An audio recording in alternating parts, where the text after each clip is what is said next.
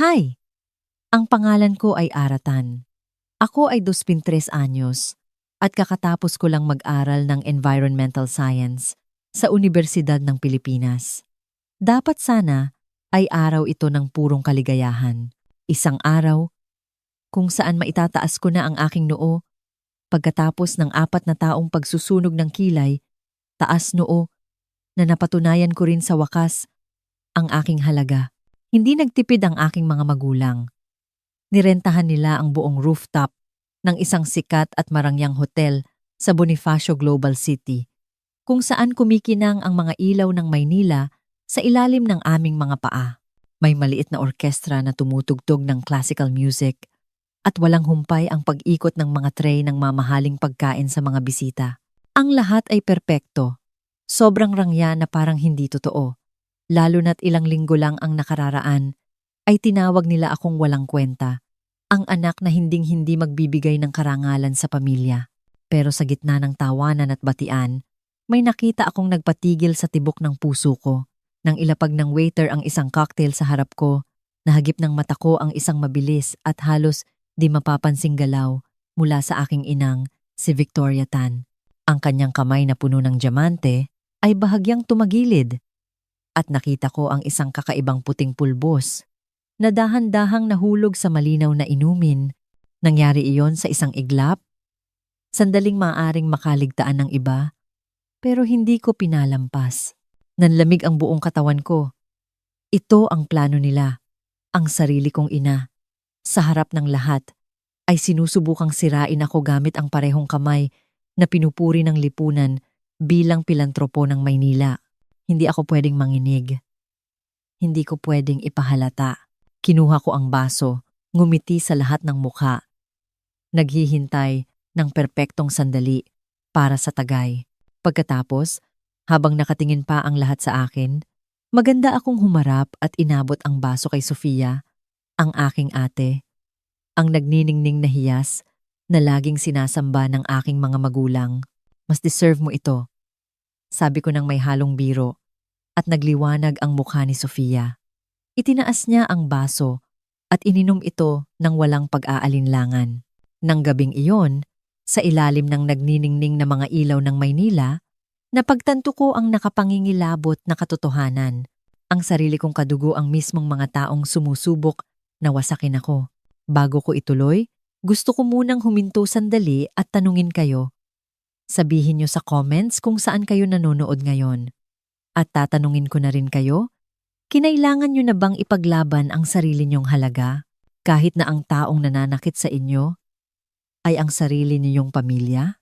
Ipinanganak at lumaki ako sa isang pamilyang gustong-gustong tawagin ng mundo na perpektong modelo ng tagumpay sa Pilipinas. Ang aking ama, si Richard Tan, ay kilala bilang isa sa pinakamatagumpay na negosyante sa larangan ng gamot sa bansa. Siya ang CEO ng Tan Pharmaceuticals, isang korporasyong hindi tumitigil purihin ng media bilang pride ng industriya ng parmasyotika sa Asya. Lumabas siya sa cover ng mga business magazines, nagsasalita sa mga mararangyang kumperensya, at iniimbitahan magturo ng business strategy sa mga prestihiyosong unibersidad. Pero sa likod ng lahat ng paghanga, siya ay isang lalaking malamig, mapagkalkula, at hindi kailanman inuna ang pamilya bago ang kita. Para sa kanya, kami ni Sofia ay hindi mga anak na galing sa sarili niyang dugo at laman. Kami ay mga piyesa sa chess. Patunay na nabuo niya ang perpektong imperyo ng pamilya. Ang aking ina, si Victoria, ay walang pinagkaiba. Galing siya sa isang prominenteng pamilya ng mga doktor. Mula bata pa, itinuro na sa kanya na ang reputasyon, katayuan at elegansya ay mas mahalaga kaysa sa lahat. Siya yung klase ng babae na ang mga litrato sa lifestyle magazines ay laging retokado hanggang sa maging perpekto. Yung tipong hinihiling na bawat pagharap sa publiko ay mag-iiwan ng pagkamangha sa mga tao. Sa kanyang mga mata, si Sofia ang perpektong karugtong ng lahing Tan, matalino, grasposa. Nagtapos ng MBA sa Amerika na may matataas na karangalan at mabilis na umaakyat sa posisyon sa kumpanya. Sa bawat party, sa bawat photoshoot, Ipinakikilala ng aking ina si Sofia bilang ang karapat-dapat na tagapagmana ng pamilya. At ako lang si Ara, ang pangalawang anak, na hindi kailanman naging sapat sa paningin ng aking mga magulang. Tandang-tanda ko pa noong una kong mapagtanto ang pagkakaiba noong nasa elementarya pa ako. Sumali ako sa isang takbuhan at sa gulat ko ay nanalo ako ng silver medal. Umuwi akong tuwang-tuwa, umaasang magiging proud ang mga magulang ko. Pero pagtapak ko sa sala, nakita ko silang nagbubukas ng champagne, nagdiriwang dahil napili si Sofia na tumugtog ng piano sa isang charity event. Binigyan lang ng tatay ko ng mabilis na sulyap ang medalya ko, tumango at sinabing, "Magaling, pero huwag mong lokohin ang sarili mo na ang pagtakbo ay makakatulong sa karera mo." Ang nanay ko naman, hindi man lang nag-angat ng tingin mula sa gown na sinusukat niya. Mula sa araw na iyon, naintindihan ko na ang pagkilala sa pamilyang ito ay hindi kailanman para sa akin. Pagdating ng high school, naging hindi maikakaila ang paboritismo. Si Sofia, ang bida sa lahat. Siya ang captain ng debate team, champion sa tennis, consistent honor student. At sa tuwing may nakakamit siya, nagpa-party ang buong pamilya, nagpapapicture, at nakikita ang pangalan niya sa dyaryo. At ako? Nakakakuha rin ako ng matataas na marka. Nanalo rin ako ng mga science awards, pero ang sa akin ay nakatago lang sa drawer. Hinding-hindi ko makakalimutan ang minsan na dumalo ang nanay ko sa science fair ko noong second year high school ako, noong nanalo ako ng first place sa buong rehiyon para sa research ko tungkol sa epekto ng antibiotics sa tubig ilog.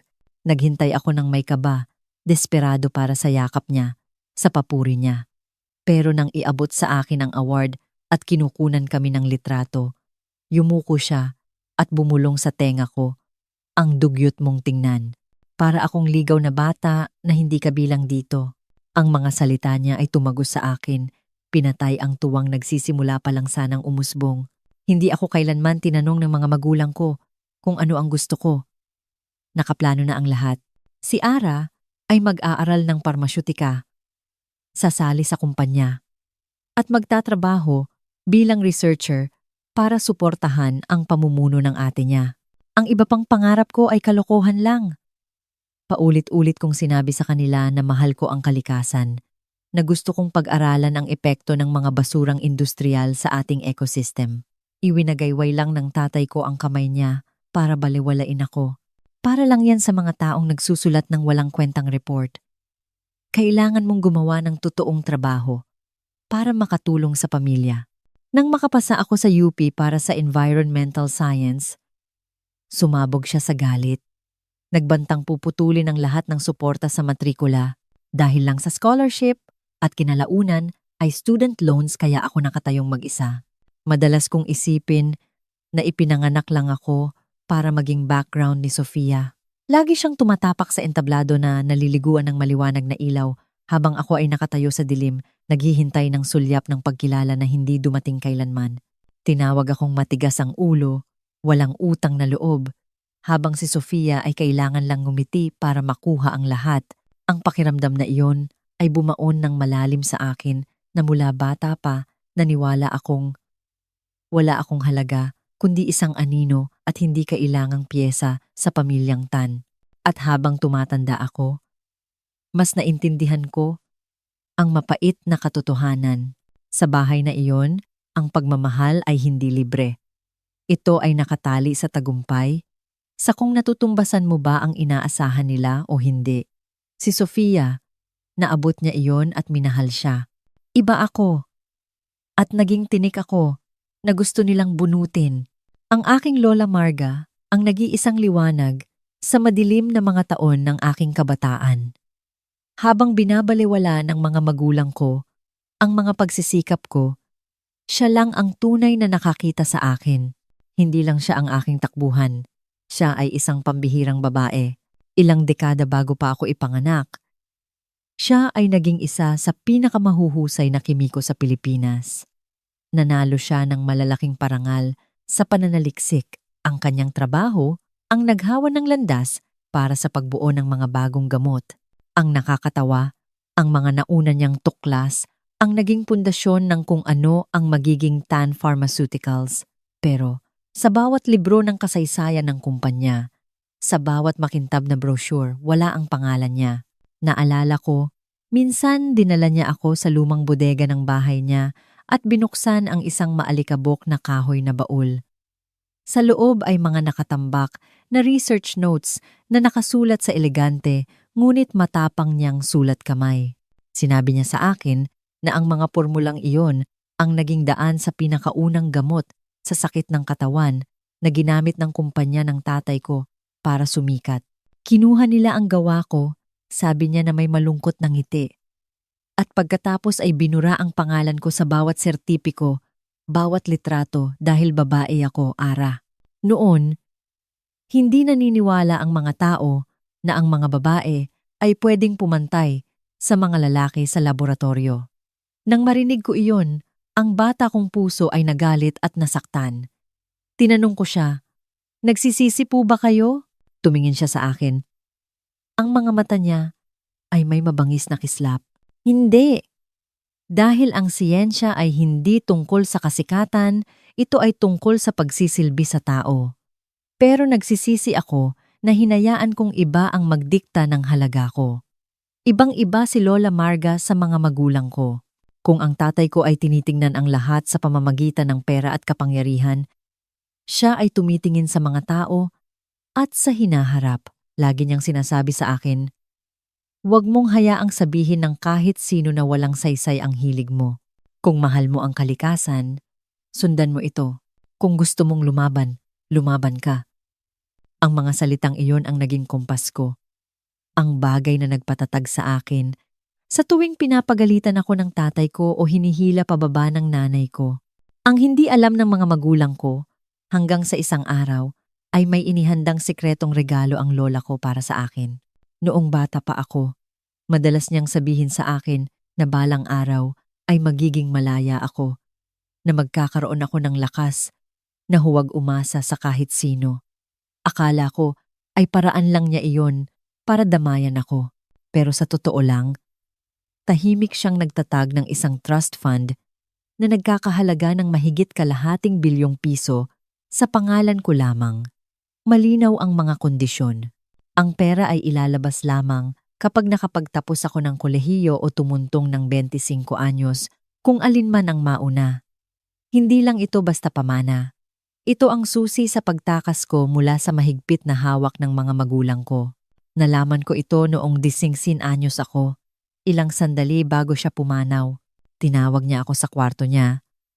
Hinawakan ng mahigpit ang kamay ko. Ang mga mata niya ay labo na ng sakit. Pero nagniningning pa rin sa pride. "Ara," sabi niya, "hindi ko hahayaang gugulin mo ang buhay mo na nakakulong sa siklo ng kawalang katarungan na ito. Ipangako mo sa akin. Mangyari na ang mangyari. Susundin mo ang landas na pipiliin mo. Huwag mong hayaang bayaran ka ng kahit sino o pilitin ka." Sa oras na iyon, hindi ko pa lubos na naiintindihan, pero tumango ako. Ilang buwan ang lumipas na wala na siya. Iniwan ako na may butas sa puso na hindi nawala. Walang alam ang mga magulang ko tungkol sa trust fund hanggang sa 3 buwan bago ang graduation. Sa isang meeting ng kumpanya tungkol sa pananalapi at ari-arian ng pamilya, ang matagal ng abogado ng pamilya, marahil dahil sa hindi sinasadya, ay nabanggit ang isang espesyal na account na pinamamahalaan ng isang independent group. Akala niya alam na ng mga magulang ko at nagbitiw ng pasimpleng komento. Pero sa sandaling iyon, nakita ko ang mukha ng tatay ko na nawalan ng kulay at ang mga mata ng nanay ko na tumigas sa galit. Pagkatapos ng meeting, wala silang sinabi sa akin, pero alam kong nagsimula na ang bagyo. Mula sa sandaling iyon, ang tingin sa akin ng mga magulang ko ay ganap na nagbago. Hindi na lang ito basta paghamak o pagbaliwala. Ito ay tahimik na pakikipag-away. Naintindihan nila na kung makuha ko ang pamanang iyon, magiging ganap akong malaya. Hindi ko kailangan ang kumpanya. Hindi ko kailangan ng prestihiyosong pamilyang Tan. At baka magkaroon pa ako ng kapangyarihang lumaban sa kanila. Natakot sila dahil hindi na lang ako ang pasaway na anak. Naging tunay na banta na ako at nagsimula kong mapagtanto na ang trust fund ay hindi lang basta pamana na iniwan ng lola ko para sa akin. Ito ay patunay na naniniwala siya na kaya kong gumawa ng higit pa, na inilagay niya ang kanyang tiwala sa aking integridad. Habang ang mundo ng buong pamilyang Tan ay umiikot sa kapangyarihan at pera, ipinagkatiwala sa akin ni Lola Marga ang iba pa ang responsibilidad na putulin ang nakakalasong siklo. At ang sikretong ito, kasama ng natuklasan ko tungkol sa iligal na pagtatapon ng lason ng kumpanya, ang naglagay sa akin sa panganib. Nadiskubre ko ang iligal na pagtatapon ng nakakalasong kemikal ng kumpanya noong huling semestre ko sa UP. Nang magkaroon ako ng pagkakataong sumali sa isang field research project ng Environmental Science Department, katuwang ang isang lokal na ahensya ng kalikasan. Ang lugar ng pag-aaral ay isang ilog na tumatawid sa maraming industrial zones sa labas ng Metro Manila na matagal nang naitalang nasa panganib ng kontaminasyon. Pinili ko ang proyekto hindi lang dahil sa hilig ko sa siyensya, kundi dahil may hindi maipaliwanag na pakiramdam, halos instinct, na may naghihintay na mabunyag doon. Sa una, ang trabaho ay karaniwan kumukuha ng sample ng tubig at lupa, dinadala sa lab para suriin. Kasama ng ibang estudyante, sinukat ko ang pH levels at naghanap ng heavy metals. Pero mula pa lang sa mga unang pagsusuri, napansin ko na ang mga nakababahalang irregularidad, ang antas ng mercury at lead ay higit na mataas sa safety standards ng DENR. Habang lumalalim ang aming paghuhukay, mas naging nakakagambala ang mga resulta. Nagsimula kaming makakita ng mga bakas ng pharmaceutical compounds, mga synthetic molecules na nakilala ko agad mula sa pagbabasa ng mga industry journals. Karaniwan, ang mga sangkap na ito ay lumalabas lamang sa hindi nagamot na wastewater mula sa mga pabrika ng gamot. Nang iulat ko ang mga natuklasan ko sa aking propesor, tumango siya ng may pag-iisip. Matagal na naming hinala ito. Pero walang sinuman ang nagkaroon ng sapat na scientific data para patunayan ito ng tiyak. Sa sandaling iyon, isang kaisipan ang umalingaw-ngaw sa isip ko. Isa na hindi ko inakalang bibigkasin ko ng malakas. Posible kayang ang kumpanya ng sarili kong ama, ang Tan Pharmaceuticals, ang salarin, sa mga sumunod na linggo. Lihim akong naglaan ng mas maraming oras sa paghahambing ng mga sampol ng tubig mula sa iba't ibang bahagi ng ilog. Ang agos ay nagdala sa akin palapit sa isang industrial complex sa Laguna na may markang South Facility Tan Pharmaceuticals. Kumabog ang dibdib ko habang binabasa ang mga salitang iyon. Ang lahat ng natutuklasan ko ay tila nakaturo pabalik sa sarili kong pamilya. Nagsimula akong maghukay ng mas malalim. Hinanap ko ang mga pampublikong ulat ng pasilidad tungkol sa wastewater treatment, pero ang mga dokumento ay puno ng mga numero na mukhang perpekto, sobrang linis na hindi ka panipaniwala. Mula sa karanasan ko sa internship, alam kong walang proseso na tumatakbo ng ganoon kaayos. May itinatago sila. Lihim akong kumuha ng litrato, nagtabi ng sample data, at inirecord ang lahat ng maingat sa isang pribadong notebook. Araw-araw, dumadami ang ebidensya. Sa mga sample na nakolekta sa labas lang ng gate ng planta, na-detect ko ang mapanganib na taas ng konsentrasyon ng isang bagong compound na hindi pa kasama sa standard testing lists, pero nakilala ko agad. Ito ang parehong experimental drug na nabasa ko sa internal research documents ng kumpanya. Imposibleng napunta iyon doon nang hindi sinasadya. Maaari lang itong magmula sa mga laboratorio ng Tan Pharmaceuticals. Pakiramdam ko ay bumaliktad ang sikmura ko. Sa isang banda, isa akong scientist na itinutulak ng katotohanan. Sa kabilang banda, pamilya ko ito, kumpanya ng mga magulang ko, ang lugar kung saan si Sofia ay may hawak na posisyon kung isisiwalat ko ito sa publiko. Parang itinutok ko ang baril sa sarili kong kadugo. Pero naalala ko ang mga salita ng lola ko. Huwag mong hayaang iba ang magdikta ng halaga mo. Kung buhay pa siya, alam kong gugustuhin niyang gawin ko ang tama. Nang gabing iyon, nag-iisa ako sa dorm ko, nakatitig sa bunton ng data. Alam ko nang may tiyak na linaw na kung mananahimik ako, libu-libong tao na nakatira sa paligid ng ilog ang patuloy na magdurusa.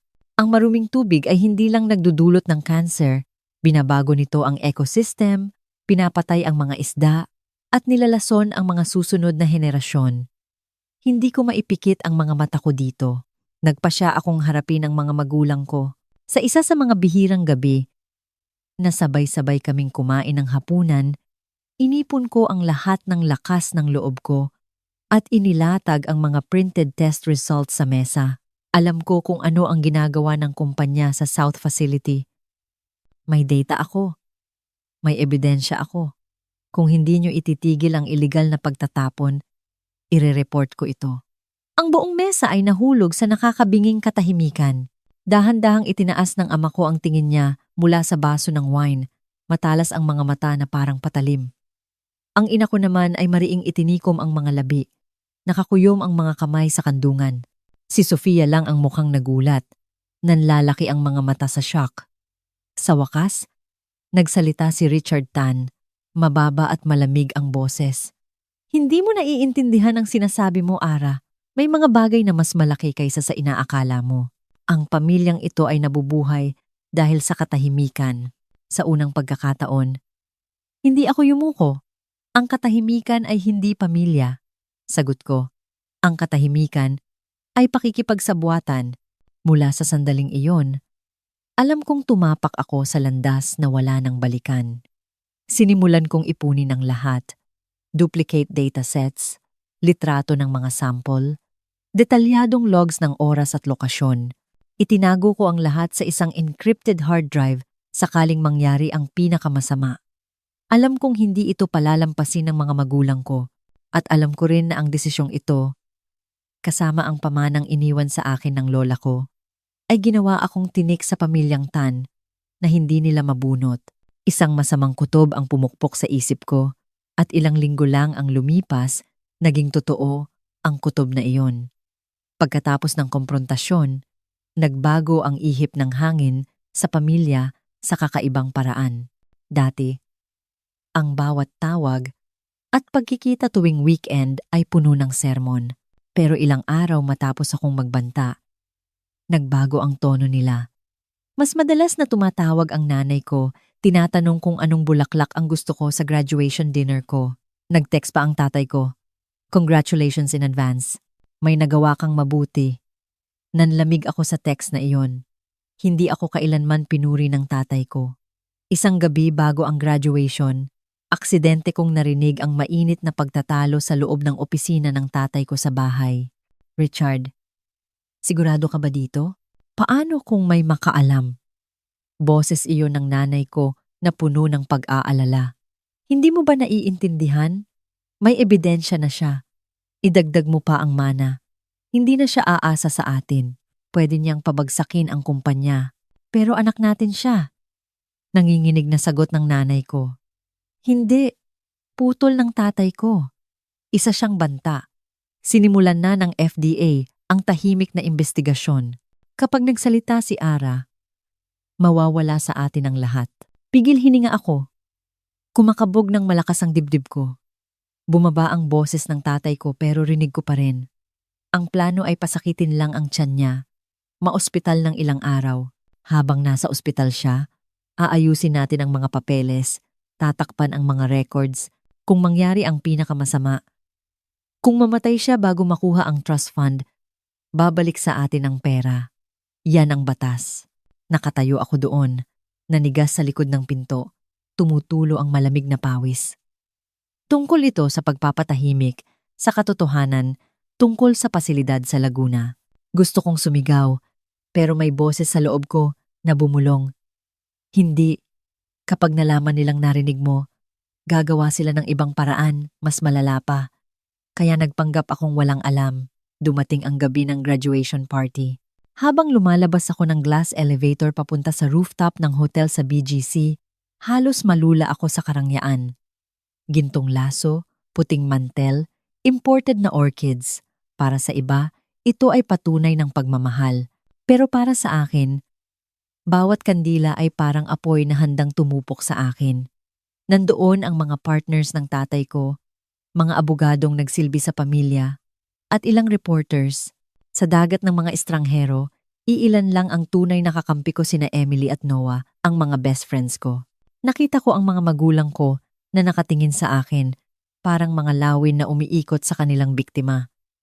Kahit ngumingiti sila, alam kong may plano sila. Lumapit si Sofia sa akin. Masaya? Bakit obsessed sila doon? Inosente niyang tanong. Napakirot nito sa akin. Hindi niya alam na isa lang din siyang pyesa. Gusto lang siguro nilang siguraduhin na gagawin ko ang tama. Sagot ko. Nasa formal na bahagi na ang party. Hinihintay ng lahat ang pagtaas ng baso para sa nagtapos na anak ng mga tan o mas tama para kay Sofia. Tumayo ang ama ko, suot ang maamong ngiti. Pumalakpak siya para ilabas ang isang marangyang kahoy na kahon. Isang bote ng red wine na parang kayamanan. Ito, sabi niya, ay para lang sa pinaka-espesyal na okasyon. Ang kinabukasan ni Ara ay maningning. Palakpakan ang mga bisita, pero napansin ko agad hindi hinayaan ng ama ko na magsalin ang mga waiter. Siya mismo ang nagbukas at nagsalin sa bawat baso. Inilapag ang baso sa harap ko. Bahagya kong itinagilid at kumabog ang dibdib ko. Sa malalim na pula ng alak, nakita ko ito pinong alikabok na kumikinang sa ilaw, hindi pa natutunaw. Bumalik sa akin ang narinig ko kagabi. Sapat na lason para maospital. Tumingin ako sa paligid. Ang nanay ko ay nagpapanggap na nakikipagkwentuhan, pero nakatingin sa akin. Itinaas ng tatay ko ang baso niya, hinihintay akong sumunod. Sa tensyonadong sandaling iyon, pasimple kong tinapik ang kamay ni Emily sa ilalim ng mesa. Tumingin siya sa akin. Ang labi ko ay halos hindi gumalaw. Nang ibulong ko, i-record mo to. Lahat tumango ng bahagya si Emily. Pasimple niyang inilabas ang cellphone, inilapag sa kandungan. At sinimulang i-record ang eksena. Para kay Ara. Deklara ng ama ko. Naghiyawan at nagpalakpakan ang mga bisita. Itinaas ko ang baso ko. Si Sofia, nakatabi ko, ay nakangiti ng buong ningning, walang bahid ng pagdududa. Hindi niya kailanman nakita ang madilim na panig ng aming mga magulang. Kumislap ang mga mata ng ama ko. Hinihimok akong uminom. Huminga ako ng malalim. Tapos biglang humarap kay Sofia. Malambing ang boses. Ate, hindi lang ito araw ko. Kasama kita sa 4 na taon ko sa kolehiyo. Pinalalakas ang loob ko. Kapag pagod na ako, gusto kong ibahagi ang tagumpay na ito sa'yo. Ngumiti ako at inabot ang baso ko kay Sofia. Pumalakpak ang mga bisita, iniisip na isa lang itong matamis na eksena ng magkapatid. Wow, Ara, ang sweet mo naman, sabi ni Sofia, puno ng emosyon. Kinuha niya ang baso ng walang pag-aalinlangan. Mabilis kong kinuha ang baso niya, ang ligtas na baso, at inilapit sa labi ko. Sa sandaling iyon, namutla ang mga magulang ko. Nawalan ng kulay ang kanilang mga mukha. Nabulol ang nanay ko. Akmang pipigilan, pero huli na ang lahat. Sa harap ng 12-dosenang bisita at mga nakatutok na cellphone, wala silang nagawa. Itinungga ni Sofia ang alak sa isang lagok. Ang sarap, sabi niya sabay tawa. Walang kamalay-malay sa nilunok niya. Tumugtog ulit ang musika. Bumalik sa kwentuhan ang mga bisita. Pero sa gilid ng mata ko, nakita kong nanigas ang mga magulang ko. Pilit ang ngiti, pumapalakpak, pero nanginginig ang mga kamay. Yumuko ang abogado para bumulong. Bakas ang takot sa mukha. Dahan-dahan kong ibinaba ang baso ko at ngumiti ng kalmado. Sa ilalim ng mesa, hinawakan ko ng mahigpit ang kamay ni Emily. Nakarecord ang lahat. Ang pagpapalit ng baso, ang takot sa mata ng mga magulang ko. Yumuko ako at bumulong kay Emily. Selyado na ang ebidensya. Ngayon, kailangan na nilang maglaro sa mga patakaran ko. Buhay na buhay ang rooftop. Jazz music, tawanan, kumikinang na lights ng BGC. Kalmado ang mukha ko pero parang sasabog ang dibdib ko sa kaba. Hindi ako makapaniwala sa ginawa ko. Ibinigay ko ang lasong inihanda ng tatay ko para sa akin kay Sofia. Ngayon, maghihintay na lang ako. Ang unang 10 minuto ay lumipas nang walang nangyari. Masayang tumatawa si Sofia. Nakatayo lang ako sa gilid, nakikinig, nagmamasid. Sa tuwing titingin ng mga magulang ko kay Sofia, nakikita ko ang tensyon. Takot sila. At pagkatapos ng 10 minuto, nagsimula na. Si Sofia, na laging kalmado, ay biglang napahawak sa dibdib. Namutla siya. Okay ka lang? Tanong ng kaibigan niya nang humapay siya. Medyo, nahihilo lang ako, bulong ni Sofia. Pero sa loob ng 1 minuto, tumulo ang malamig na pawis sa mukha niya. Pigil hininga ako. Kahit galit ako sa kanya, masakit pa ring makita siyang nagkakaganito. Pero naalala ko ang lahat ang pang-aapi. Ang paboritismo, at ang katotohanang para sa akin dapat ang lason na iyon. Ang puso ko, ang bilis ng tibok. Habol hiningang sabi ni Sofia bago siya bumagsak sa sahig. Nagkagulo sa party. May mga sumigaw.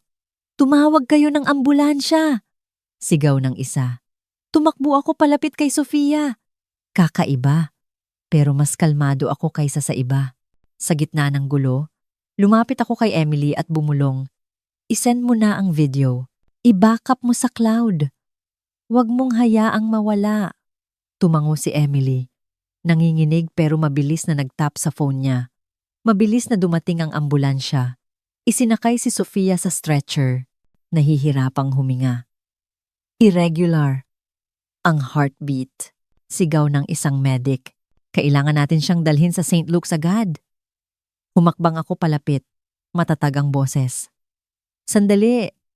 May mahalaga akong impormasyon. Sabihin niyo sa doktor na posibleng lason ito mula sa experimental compound ng Tan Pharmaceuticals, Project Code R17.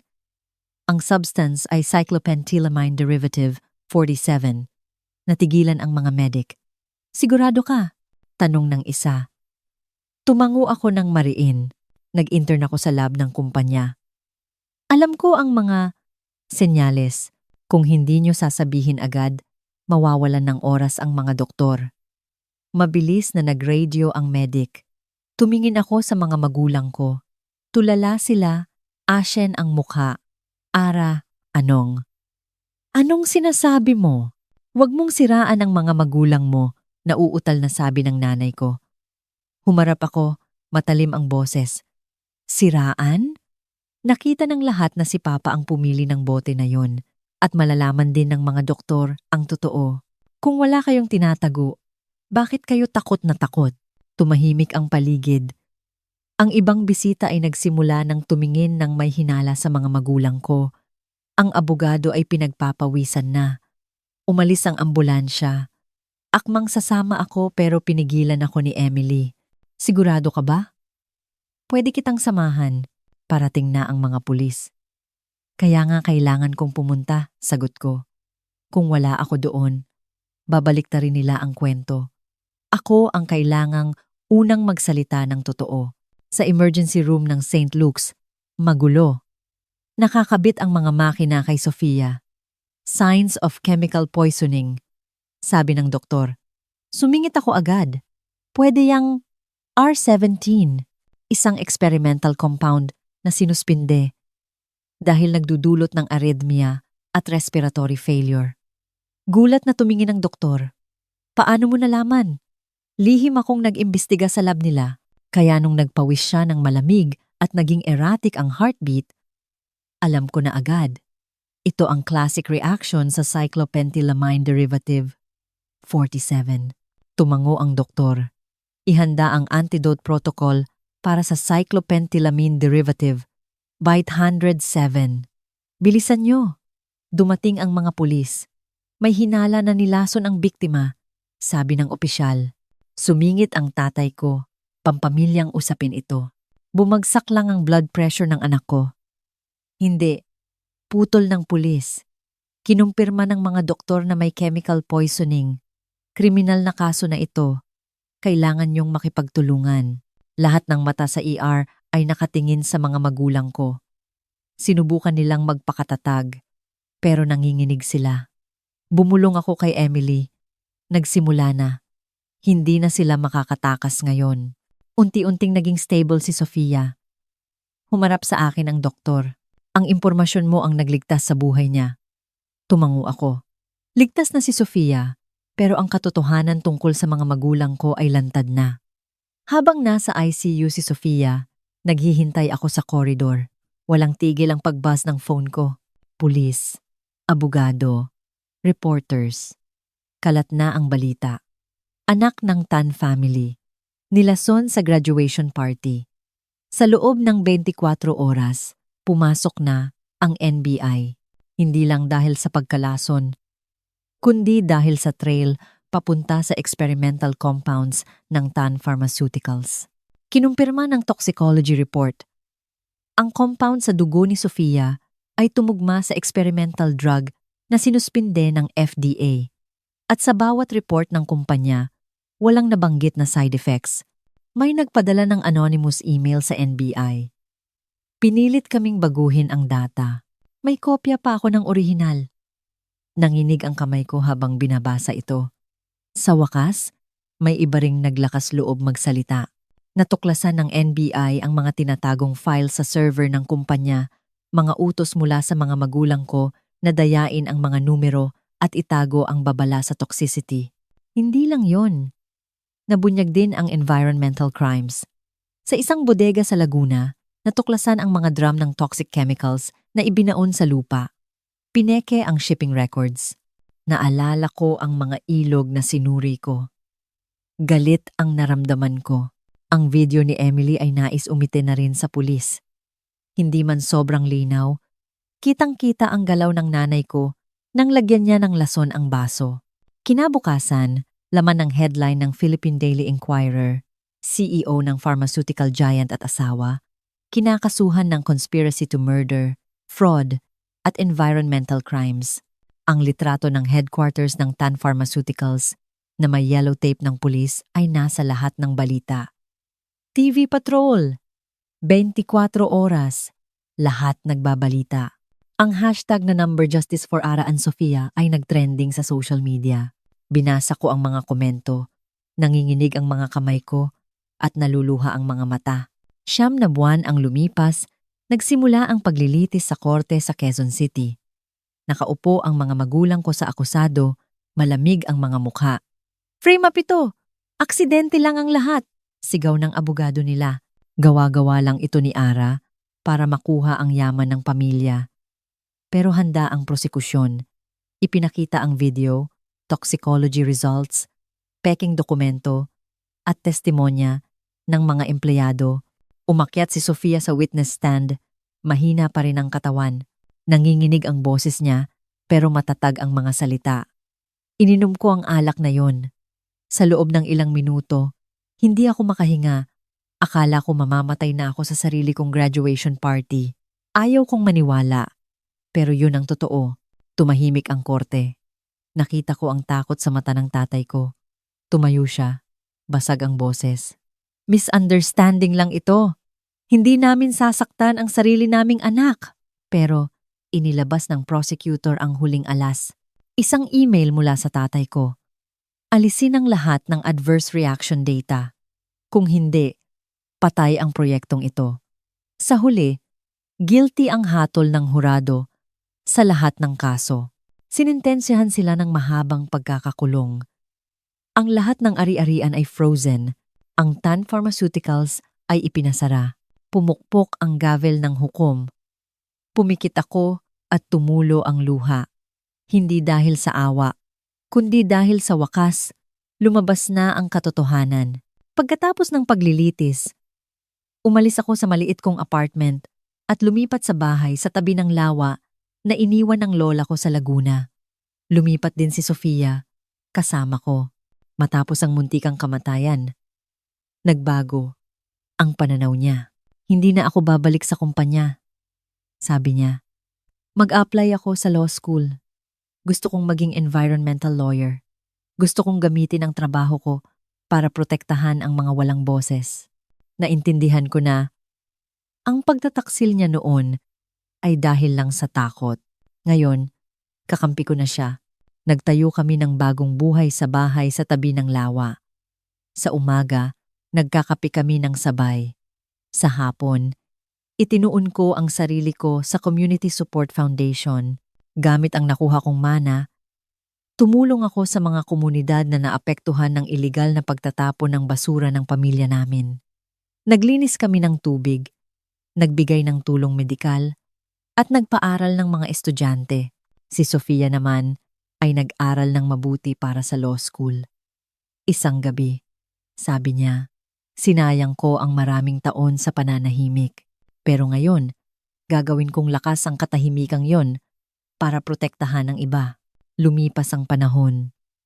Naimbitahan akong magsalita sa mga international conferences. Isang umaga, sa Geneva, Switzerland, humarap ako sa daan-daang tao. Dati, akala ko pamilya ang lahat. Panimula ko. Napoprotektahan ka ng kadugo mo, pero natutunan ko ang mapait na leksyon.